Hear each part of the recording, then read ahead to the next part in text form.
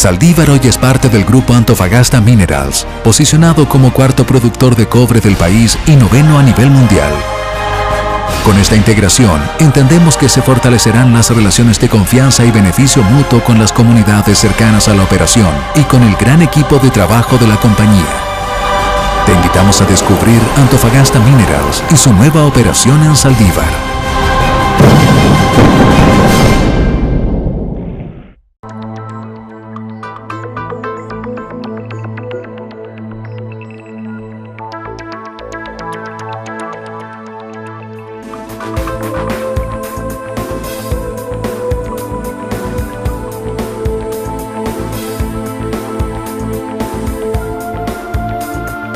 Continuamos con este especial de encuentro regional, esta vez tocando temas medioambientales, el empoderamiento de nuevas agrupaciones medioambientalistas que están poniendo la voz de alerta en diferentes instancias. Hablábamos en el primer bloque de lo que estaba sucediendo en la provincia de Loa con el tranque de Talabre, de su ampliación y cuál es la inquietud de ahí de las comunidades, de las etnias, principalmente de Chiu Chiu, La Sana y también de las comunidades agrícolas de la ciudad de Calama. Pero también hay inquietud al interior, un poco más allá a las alturas de la región de Antofagasta, especialmente con lo que está pasando con el salar de Punta Negra, y es por eso que tenemos ya a otros invitados para conversar de ello. Está Carlos Iriarte, vocero de la agrupación Defensa del Salar Punta Negra. Bienvenido, Carlos. Buenas noches, muchas gracias por la invitación.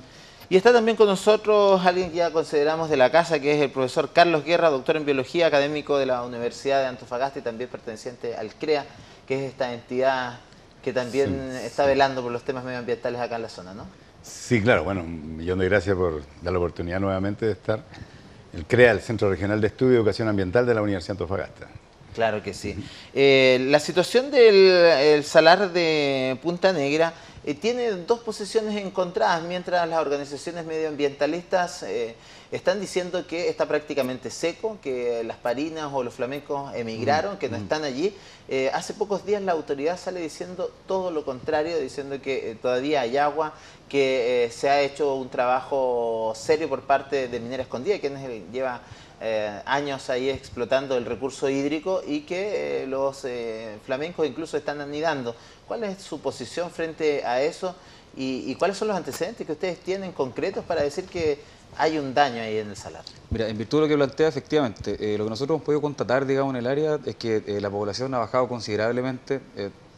Lo que nosotros además solicitamos en este caso es que al emitir un juicio de este tipo, lo que quisiera ver sobre la mesa es a lo menos un estudio serio respecto de las metodologías o arraigados, digamos, a las metodologías científicas que debieran ocuparse para poder esgrimir este tipo de juicio.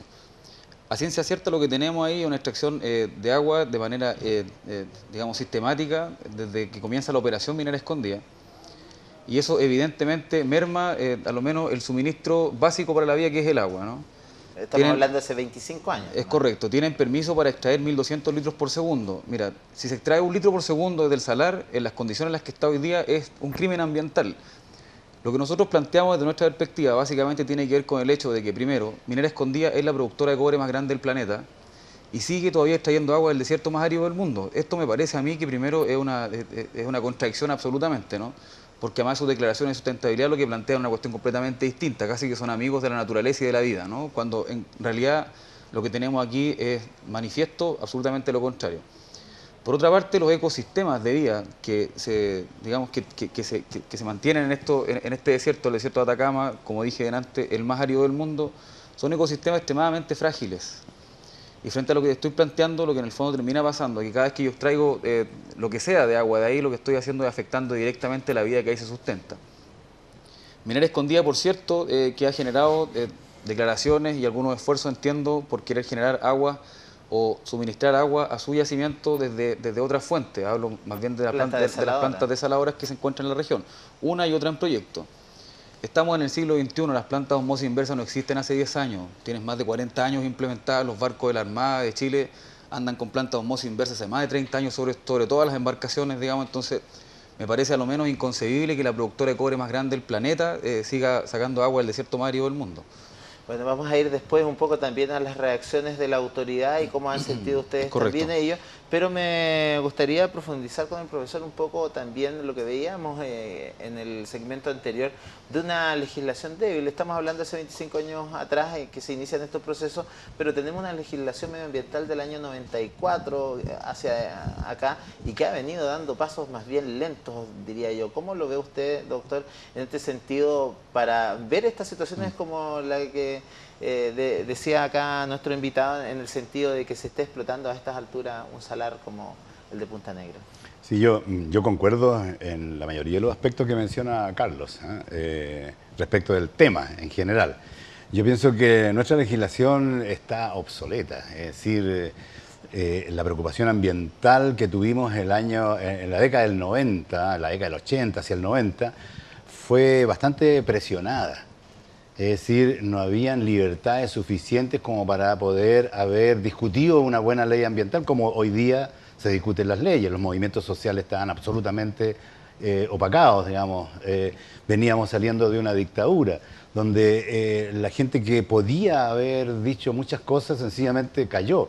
Entonces, claro, eso terminó en una legislación bastante débil, con grandes principios regidores al principio, ¿no es cierto?, al inicio de la ley, pero principios que fueron siendo traspasados, digamos, por las necesidades o por las justificaciones productivistas que teníamos en el momento. Entonces, concuerdo plenamente en que la ley que tenemos y los acuerdos que se tomaron y los permisos que se dieron con esas normativas iniciales, creo que están antiguos y deben ser modificados a la luz de las nuevas realidades, del avance de la investigación, del avance del conocimiento y del avance de la sociedad, que la sociedad también exprese ahora qué es lo que quiere tener en términos ambientales. Profesor Guerra, desde su punto de vista, bueno, siempre hay un impacto, sea menor, sea mayor, cuando hay una intervención del hombre en estos espacios naturales. A su entender, ¿cuál cree usted que es el impacto en esta extracción de agua? Y también en este mismo salar, hay que decir, está trabajando Lithium Rockwood, que hace otro tipo de exploración industrial ahí. ¿Cuál es el impacto real que existe?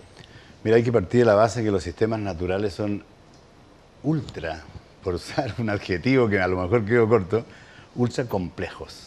Los sistemas naturales, lo que hace la investigación científica es una aproximación de cómo podríamos entender el funcionamiento de un sistema, como el caso de un salar. Pero siempre es una aproximación. De tal manera que el funcionamiento de esto, si nosotros no somos capaces de comprenderlo a cabalidad, difícilmente podemos aplicar un plan de manejo que sea eficiente o que sea seguro absolutamente. Entonces, no creo que haya hoy día un conocimiento tan acabado que nos diga, mira, este salar funciona así, estas son las variables de ingreso, las de salida, este es el sistema de funcionamiento, de tal manera que podamos intervenirlo y creernos ser capaces de administrar y hacer funcionar la naturaleza. Eso yo creo que es un sueño que tiene el ser humano. Entonces, cuando estamos ante sistemas naturales tan frágiles, ¿no es cierto? En el desierto. En el desierto más árido del mundo, en una cordillera que cada vez tiene menos aguas.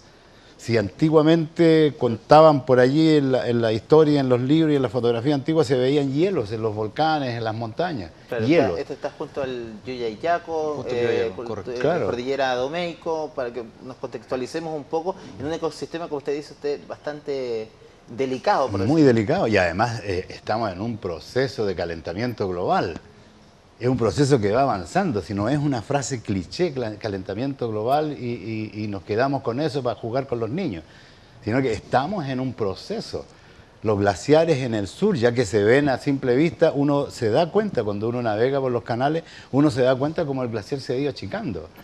Entonces, las aguas que tenemos disponibles o que aparecen en la cordillera cada vez han sido menores. Por lo tanto, decisiones que se toman hace 20 años atrás o 30 años atrás respecto del funcionamiento de esos sistemas con esos suministros de agua, hoy día están prácticamente obsoletos. Entonces, el ser humano con su tecnología y su inteligencia debe aplicar métodos para resolver el tema del agua y liberar esa agua, porque ahí también hay un tema un tema trampa, diría yo, que todos pensamos que en la medida en que se desarrolla y se aplica la tecnología de la osmosis inversa, tenemos un océano lleno de agua, en la medida en que vamos incorporando ese tipo de agua hacia el interior, hacia las necesidades, se iban a ir liberando las aguas ecológicas. Pero resulta que no es así. Lamentablemente nuestra legislación establece que a una persona o a una institución o a una empresa le dan una merced de agua, gratis prácticamente, por 50 años. Por lo tanto, no tiene ninguna obligación legal de devolver esas aguas, a pesar de que esté usando agua de otra fuente. O sea, quedamos en lo mismo al final. Vamos a ir al tema de las organizaciones medioambientales. ¿Cómo se están coordinando ustedes y cuál es la validación que están haciendo para argumentar un poco lo que han estado diciendo ustedes de esta emigración de los flamencos, tomando en cuenta que el estudio de la Dirección de Aguas y también del Servicio Agrícola y Ganadero dice otra cosa, que es el estudio que sacó la Intendencia para decir que está todo bien en los últimos días? Mira, como te decía adelante, yo la verdad es que no quiero perderme en esto y perderme, digamos, desde el punto de vista de la jurisprudencia, lo que implica, ¿cierto?, la institucionalidad del Estado y el gobierno. Finalmente uno termina, en términos generales, defendiendo posiciones respecto a cuáles son sus propios intereses, ¿no? Y desde el punto de vista nuestro principal interés es la vida, esa cuestión como una cuestión relevante y puesta sobre la mesa, digamos, desde el principio, ¿no? Y hay una cuestión que es muy paradojal aquí, y tiene que ver primero con que la vida humana, para poder abrirse paso, requiere de otros organismos vivos. O sea, no podemos abrirle paso a la vida humana si no hay más vida. Esta cuestión es súper relevante porque lo que hacemos en el norte de Chile y en general en el país completo, ¿no? Yo he tenido la posibilidad digamos, de deambular por el país y ver distintas instancias productivas donde efectivamente existen espacios condenatorios para el empresariado y para el ámbito productivo, ¿no? Y respetuoso, por cierto, lo que refiere a los temas medioambientales. Nadie, y esta cuestión es súper relevante, de las empresas en Chile considera el medio ambiente como un costo. No está incorporado en ninguna ecuación económica, no se incorpora el costo medioambiental en lo absoluto, a excepción, ¿cierto?, de esta iniciativa de pagar bonos de carbono, etcétera, pero son cuestiones siempre obsecuentes con lo que prima en este caso, que es la vida, ¿no? Y en consecuencia de lo que nosotros planteamos desde nuestra organización, que es una organización gestada, ¿cierto?, al interior del territorio regional, y con algunas colaboraciones que tenemos en este caso desde la región de Tarapacá. ¿Y qué no defiende solo ese salar? No, nuestros temas son los temas ambientales a propósito, ¿no? Esto es una cuestión coyuntural, ¿cierto? Y para puntualizar, porque necesitamos darle efectivamente una connotación puntual a esto, ¿no? Pero lo que tenemos es un interés irrestricto, primero por profesionales jóvenes, que hemos sido ligados a la educación desde el Estado de Chile, ¿vale? Es decir, tenemos deuda de gratitud con el Estado. Es una cuestión súper importante, porque en general cuando uno habla de profesionales, lo que está diciendo más bien es que se lleva la mercantilización del propio ser, digamos, a todos los aspectos de la vida. Y lo que sucede aquí es todo lo contrario, porque efectivamente somos asesores del sistema público o parte del aparato público, que tenemos efectivamente una preocupación y una ocupación constante por lo que refiere a la vida en este lugar. Somos gente de la tierra, además, de aquí, desde este sitio. No tenemos sentido de pertenencia como que este suelo nos pertenece. Yo soy taltalino desde siempre y nunca he sentido que el territorio me pertenece a mí. Lo que sentimos es todo lo contrario. Pertenecemos a este lugar donde habitamos. Somos parte de la tierra, no la tierra parte nuestra. Y en consecuencia lo que planteamos, lo que te decía hace un rato atrás, ¿no? Las empresas que vienen a estos territorios, y esto ha pasado en términos históricos, vienen a nuestro territorio pensando primero que aquí todo es explotable y todo hay que agotarlo, ojalá explotarlo hasta el agotamiento. Y eso de manera obsecuente con todo lo que implica más los sistemas de vida, además. Hay una cuestión que es súper importante y cuando nosotros hablamos de la vulneración que se genera en el área de salar de Punta Negra, lo que tú ves es que incluso ni siquiera hemos podido realizar estudios profundos del ámbito científico para saber qué es lo que contiene ese salar. Y esta cuestión es extremadamente importante porque lo que nosotros vemos, insisto, es obsecuente y lo que prima aquí es el interés económico, empresarial, productivo. Sabemos que hay cobre cerca, sabemos que hay litio. ¿Alguien sabe si existe algún antígeno presente en las plantas que habitan el lugar? No sabemos eso, efectivamente, y no lo sabemos porque no lo hemos estudiado. Hay una cuestión que es más profunda también, es que el Estado de Chile invierte muy poco dinero en investigación. Y aquí la academia podrá corroborarlo más rato, ¿cierto? El doctor Guerra, ¿no? Decir desde la perspectiva académica lo que cuesta hacer investigación en Chile. Y por otra parte, hemos entregado, ¿cierto? En la gran mayoría de los casos, digo, de esta deuda de gratitud que tenemos con el Estado de Chile, hemos entregado gran parte de esta responsabilidad en una cuestión que se llama hoy día responsabilidad social empresarial, que a propósito no es otra cosa para el gusto nuestro que una lavada de cara nomás, una suerte de purgatorio terrenal, ¿cierto?, para las empresas respecto de cómo se pueden ellos liberar en el fondo las responsabilidades que tienen cuando lo que hacen en realidad es lacerar y vulnerar, por cierto, el principio vital que te acabo de comentar, cuando digo que los humanos necesitamos obligatoriamente de otros sistemas de vida, que es lo que aquí se vulnera fundamentalmente, ¿no? Profesor Guerra, ahí para entender un poco también este ecosistema, estos salares, porque 25 años extrayendo el agua, estamos en el desierto más seco del mundo, ¿cómo se mantienen todavía con vida? Porque pareciera increíble para alguien que no sabe que mantengan todavía el agua. ¿Y cuál es el ecosistema que hay alrededor? ¿Cuál es la fauna? ¿Cuáles son sus también conductas ahí de las parinas que sabemos anidan también en esos sectores? Sí, mira, yo recuerdo cuando se discutió el tema de hacer uso de las aguas del salar, después de todo un estudio de pozo y de control de pozo, ¿no es cierto?, y de verificación de las tasas de recuperación de agua, la minera propuso una solución tecnológica, es decir, tener un modelo, por eso yo hablaba de los modelos recién, tener un modelo de cuáles son los componentes de esa agua y luego buscar otras fuentes de agua que estuvieran más lejos, ¿no es cierto?, y pudieran ser traídas allí y tener un sistema de mezcla de agua como para poder reintroducir esa agua y mantener los niveles freáticos, ¿no es cierto?, de tal manera que el sistema ecológico se mantuviera. Esa fue como una propuesta y se instalaron un montón de equipos, qué sé yo, y había entonces un sector de investigadores y gente del área ingenieril que estaba conforme con eso. Pero había otro sector también de científicos y gente del área tecnológica que decía que eso era una especie de blanqueo, te fijas, de que no iba a funcionar. Y ante esas dos realidades hemos estado mirando, digamos, he estado nada más que observando, porque habían buenos antecedentes en ambos lados. Entonces, lo que había que hacer era echar a andar el sistema y ver si funciona. Ahora, yo personalmente soy un poco escéptico de que el hombre sea capaz de restaurar un sistema natural y hacerlo funcionar como tipo robot, ¿me entiendes? Como que yo le puedo suministrar cada uno de los elementos y jugar y yo manejar como ser humano todas las variables del sistema natural y hacerlo funcionar y va a ser exitoso. Soy un poco escéptico en eso. Ahí, profesor, me gustaría, breve para ir de nuevo con Carlos, ¿cómo se llega? No hay una protección para los salarios, no existe una legislación que proteja desde incluso lo turístico, ya si no protegemos del lado científico, biológico, como un atractivo turístico, como un patrimonio natural que posee la región, no existe.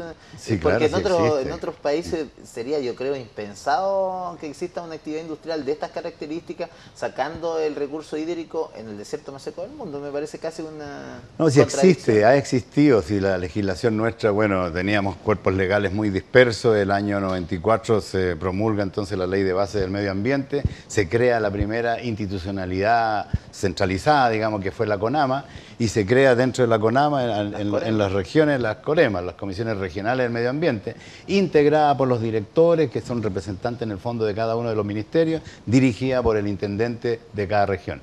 Y ese equipo tiene sus asesores, cada uno de los sectores, ¿no es cierto?, tiene sus asesores, y ellos evaluaban los proyectos y emitían entonces una resolución, que finalmente se termina con la resolución de calificación ambiental y esos son los permisos.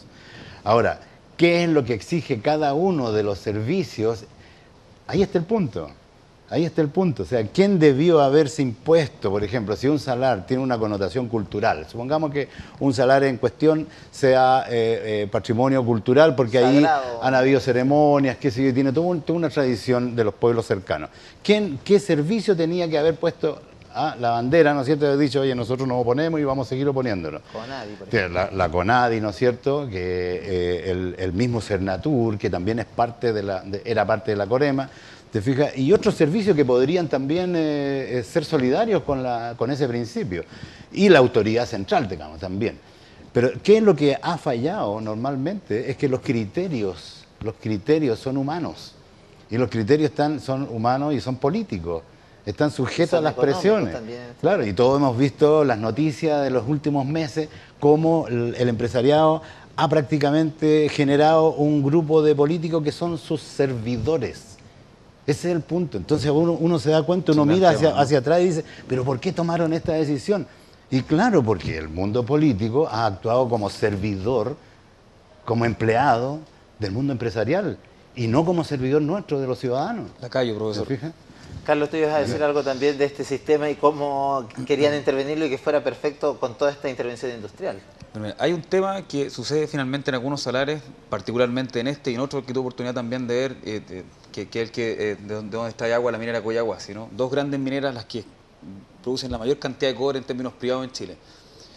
Cuando ellos extraen agua, lo que generan así como obra de mitigación a propósito de esta suerte de manejo humano, ¿cierto?, del recurso hídrico que está en esa área, inventaron una suerte de recuperación de aguas sobre el salar, que no es otra cosa que tomar un punto de aducción distinto al que está extrayendo agua, ¿cierto? Y por una tubería dirigen el agua por la zona superficial del salar y recuperan agua de la superficie. Eso genera de manera ficticia un espejo de agua. Ese espejo de agua, insisto, es una cuestión ficticia, artificial. Claro, porque sigue la extracción. Mira, y lo que termina pasando en estricto rigor es que lo que hacen ellos ahí es jugar con la velocidad de infiltración.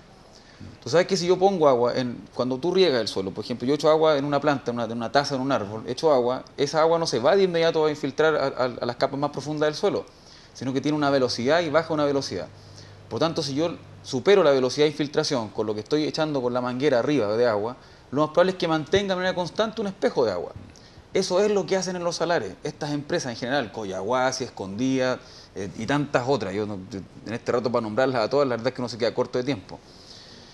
Lo que termina generándose aquí efectivamente es que este espejo mantiene, entre comillas, a la vida que habita o que llega al lugar migrando, entre otros, ¿no? Pero una vez que tú cierras la llave, lo que va a pasar es que el salar se va a secar de manera inmediata. Exacto. Porque no tiene agua, no tiene tasa de recuperación. Y en consecuencia lo que está debajo, en las cuencas, digamos, o en las aguas, como agua continental, ya no está. Entonces solo hay agua visible, y esto a propósito de lo que tú me comentabas recién, mira, que resulta que el Servicio Agrícola y Ganadero envía un informe, ¿cierto? Resulta que tal otro servicio envía otro informe. Mira, la verdad es que esos informes, cuando uno los mira, a mí me deja, la verdad, a lo menos un espacio de duda. Y para nosotros, por lo menos, si hay duda, no hay duda. ¿Qué quiero decir con esto? Que en el fondo lo que se genera aquí es una suerte de obsecuencia respecto del verdadero contexto, ¿cierto?, y de lo que está usando en términos reales.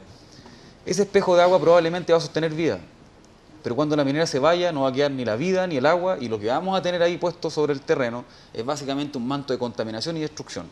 Entonces, desde nuestra perspectiva, yo insisto en esto: si las empresas, como Minera Escondida, y voy a ser probablemente majadero en esto, la empresa que más cobre produce en el mundo, invirtiera el 2% de sus utilidades en investigación dura y dejar esos recursos en las universidades públicas, las que pertenecen al Estado de Chile, para que aquellos investigadores puedan dar investigación sin tener que responder a los intereses empresariales, que es una cuestión importante también. Recién el académico acaba de comentar, ¿cierto?, de que tenemos un sistema político en Chile casi coartado o capturado por el empresariado, que responde a sus intereses. Fíjate que en las universidades también pasa lo mismo.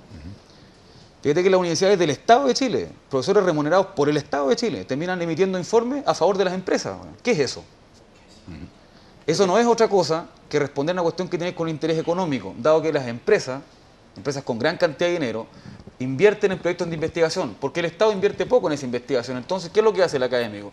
Presenta un proyecto para investigar probablemente, no sé, la inmortalidad del cangrejo, por decir algo, probablemente irrisorio, ¿no? La empresa invierte dinero en eso, pero resulta que la inmortalidad del cangrejo nunca puede culpabilizar a la empresa porque quien está invirtiendo en la empresa.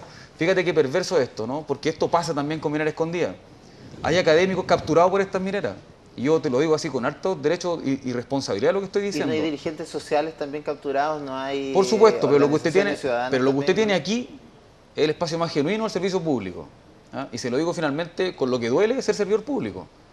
Y yo le acabo de comentar también que lo que tenemos nosotros y lo que tengo yo dentro de mi corazón y de mi alma es un espacio de gratitud y de deuda de gratitud con el Estado de Chile, lo cual involucra construir en términos sociales una cuestión distinta. Mira, fíjate que hay una cuestión que es importante. Cuando yo le doy digamos, a la sociedad espacios para poder jugar algunos elementos, la verdad es que resulta bastante perverso, porque fíjate que desde el año 73 en Chile, luego de la dictadura, lo que tenemos es básicamente un cultivo de la ignorancia.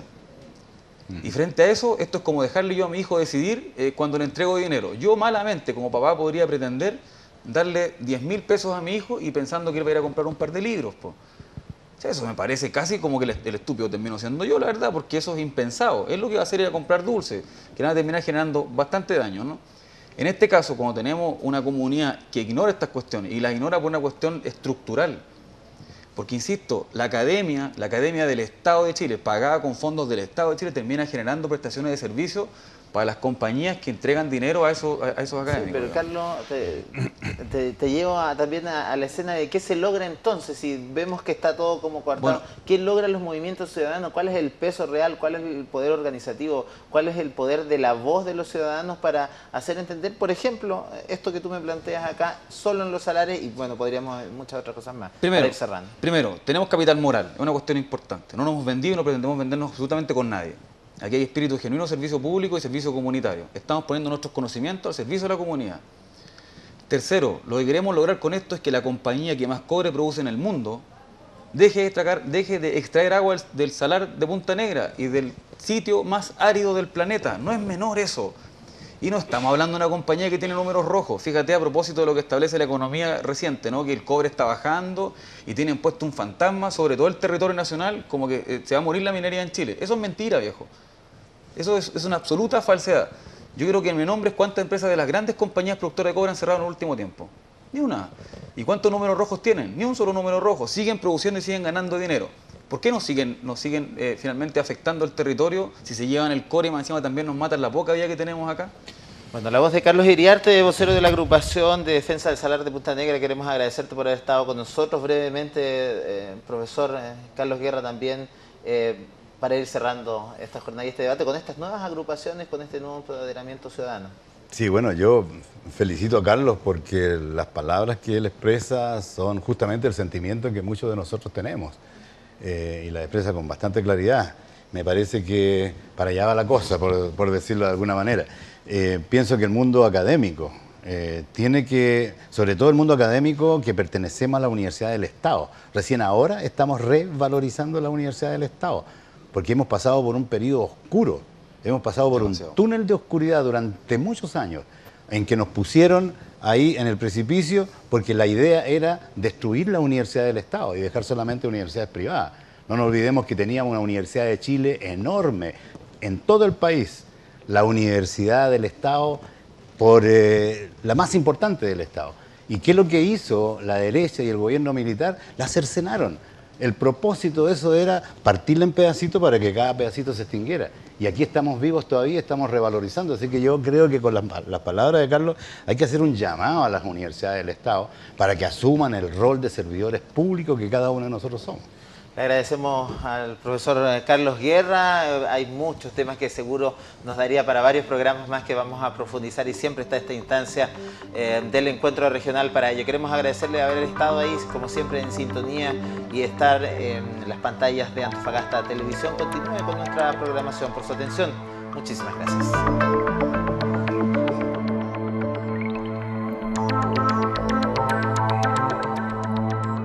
Antofagasta Televisión, con el gentil auspicio de Compañía Minera Saldívar, una empresa del grupo Antofagasta Minerals, presentó Especial Encuentro Regional.